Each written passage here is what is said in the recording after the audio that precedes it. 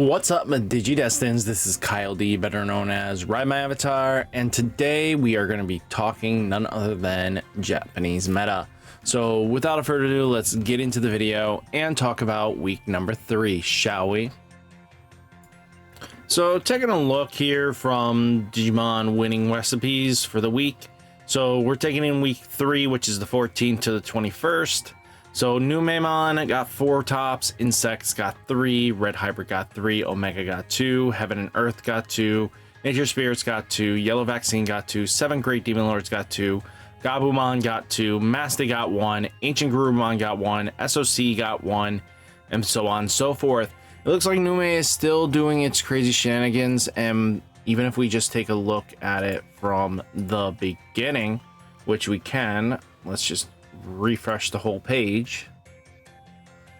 We can see from the beginning of BT 17 we've got an Imperial and Nume kind of being the strong ones, but new Imperial's been falling off a little bit over the weeks, but Nume's still being consistent. 7 Great Demon Lords started picking back up because we can take a look at that. Yellow Vaccine following, so on and so forth, of many decks going on. The Abormon starting to climb up as well, because last week's showing showed a really good turnaround. Even though we had some decent BT17 decks, well, not BT17 and EX-07 decks, EX-07 hasn't really had much time to shine, and that's just because of the release schedule. I really think that's what's really harming it a little bit.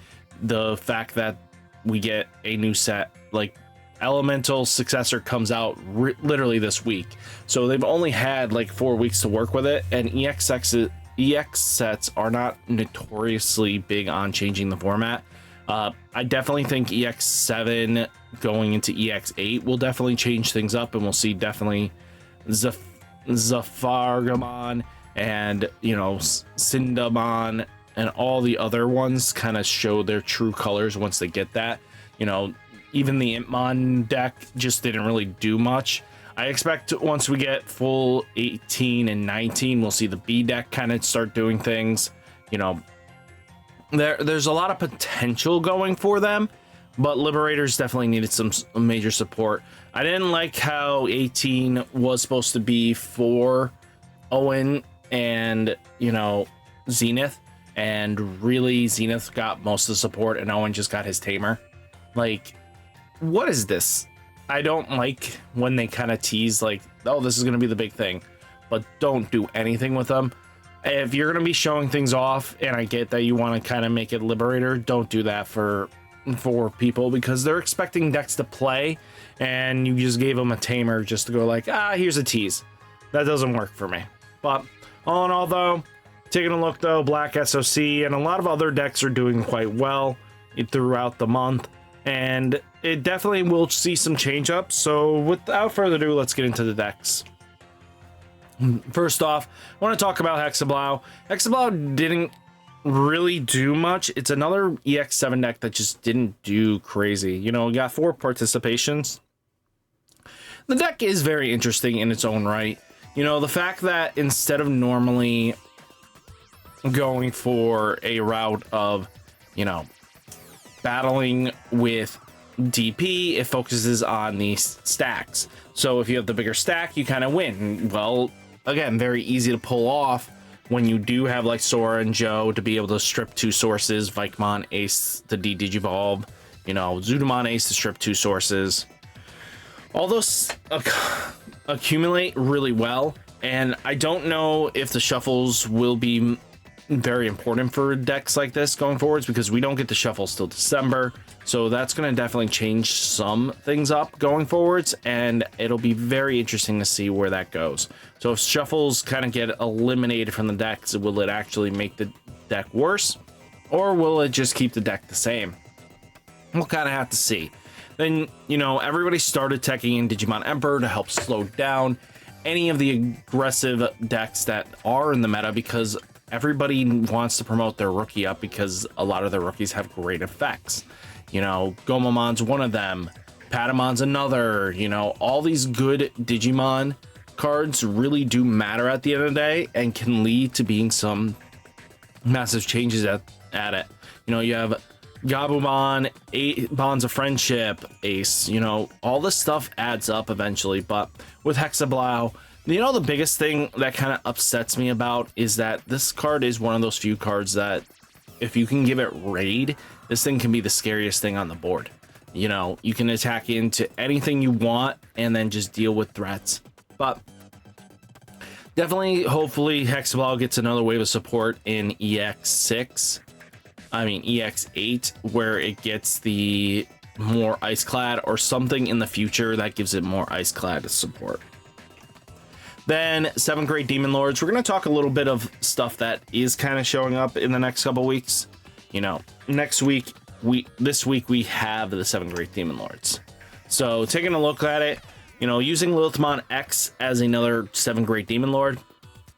Brilliant idea. Using Shoto to be able to, whenever you play one of your big dudes, you're going to make them a blocker. Your opponent has to answer them. And most of the times early on in the game, if they can't answer that, that's going to be a problem. You know, I like the mat to set you up, Shoto to gain extra memory, Digimon Emperor to help punish the Numemon decks that are just way faster than you. So you slow the game down. If you get 2 Emperors on board, most likely they're not doing anything. So that Uku just stays there because they can't promote up without risking. So stuff like that matters at the end of the day. And I like how the deck is starting to evolve. Shoto is definitely a very unique card for the deck. And just, like I said, makes your big boys very hard to deal with. Well, they're easy to deal with, but they're going to have to figure ways around it. And then we got the one in this one's the Ultimate Chaosmon deck is very interesting to me. It has a lot of potential, even going forwards. You know, Omnimon Zawart will play basically all your level 5s or lowers, and then you kind of just use like Vikemon Ace to go into, or you can play your aces for free because they are with a play cost 7 or less. And then you also have Lady Devimon X Antibody producing a token body, which really useful, actually. You know, end of attack, delete this Digimon is a great and powerful skill. Edamon forcing attacks, really good as well. And then you have like Mephistomon.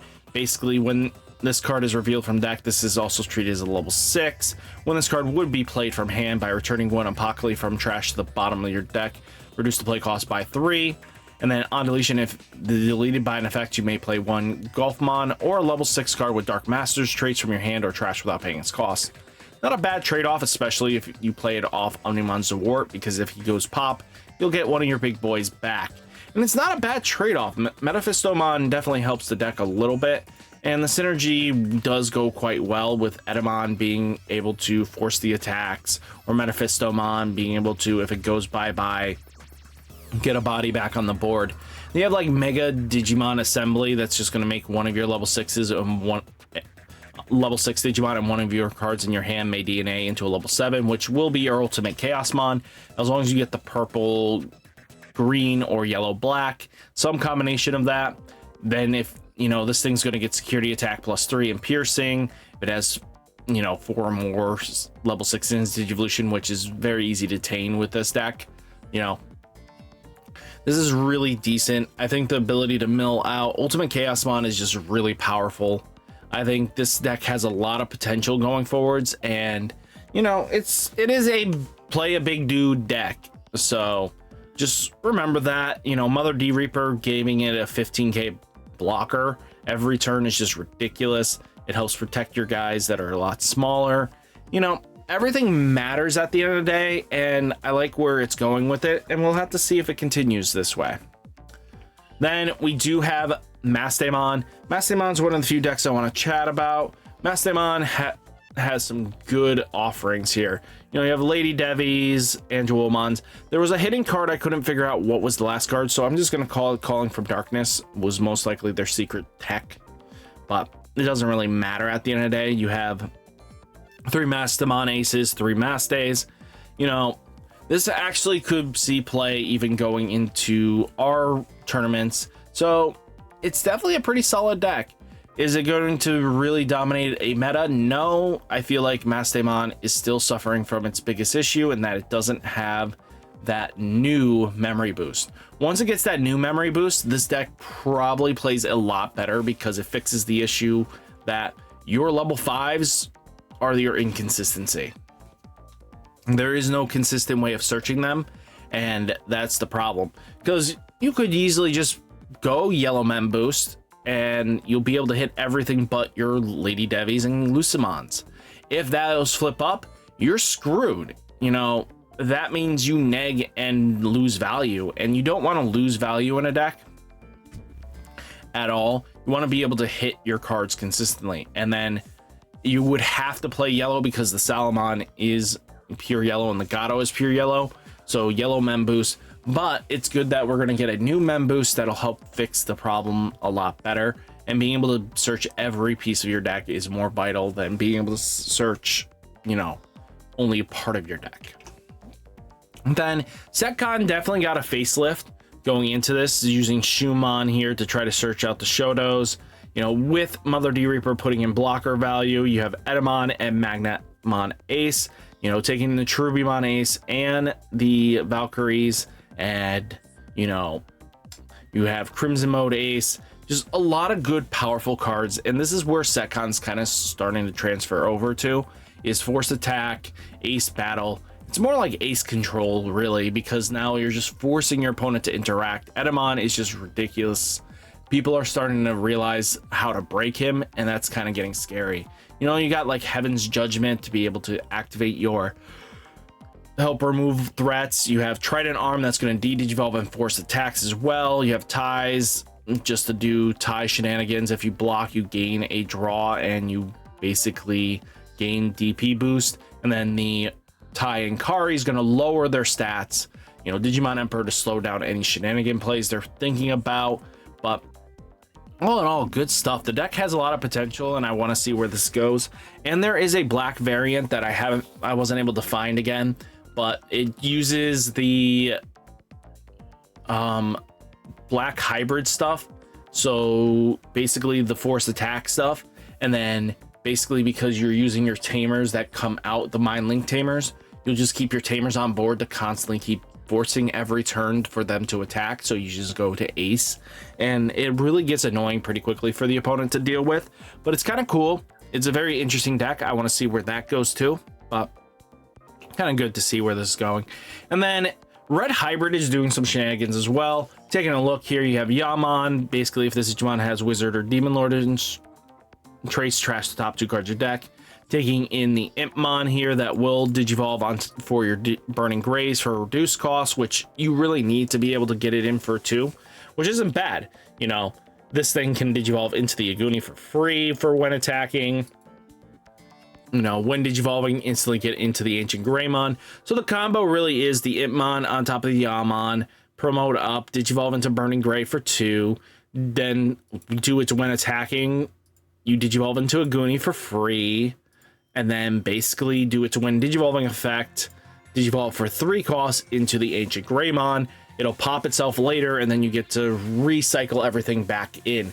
The deck has a lot of potential, and it's really interesting to see what they're going to do with it. But the fact that you can get, you know, trashing cards into your security stack, you know, really does, well, trashing from your deck into your trash, really solid. The deck is going to apply pressure, and it's really good because on play, when digivolving, delete one of your opponent's Digimon is much or less DP than this Digimon, and most likely this thing's going to be popping 16s to 18s.